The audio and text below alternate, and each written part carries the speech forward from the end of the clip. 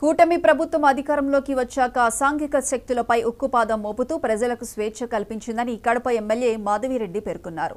YCP ప్రభుత్వంలో కడప జిల్లా వ్యాప్తంగా అల్లరి మూకలు, కబ్జాదారులు, అసాంఘిక కార్యకలాపాలు నిర్వహించే వారంతా పలాయనం చిత్తగించారని, కడపకు చెందిన వైసీపీ నేతలు టీడీపీ వైపు ఆకర్షితులవుతున్నారని మాధవిరెడ్డి చెప్పారు. 25వ డివిజన్ కార్పొరేటర్తో సహా 100 మంది క్రియాశీలక కార్యకర్తలు టీడీపీలో చేరడం సంతోషించదగ్గ విషయమన్నారు. నియోజకవర్గంలోని ప్రజలందరికీ ప్రభుత్వ పథకాలు అందేలా చేస్తామని ఎమ్మెల్యే తెలిపారు.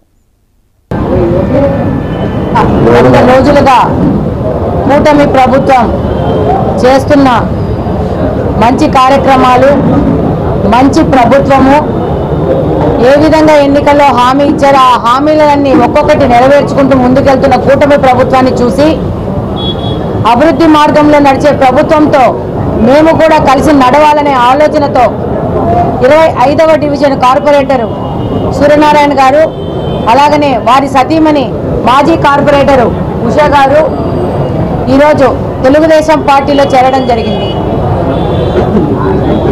ఈ యొక్క చేరిక ద్వారా ప్రజలు ఏ విధమైన ఆలోచన చేస్తున్నారు,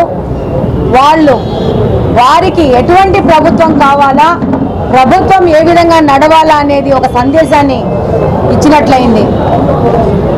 2024 ఎలక్షన్లో ప్రజలు ఇచ్చిన తీర్పు అభివృద్ధి కోసం ప్రజలు ఉన్నారనేది తెలియజేశారు.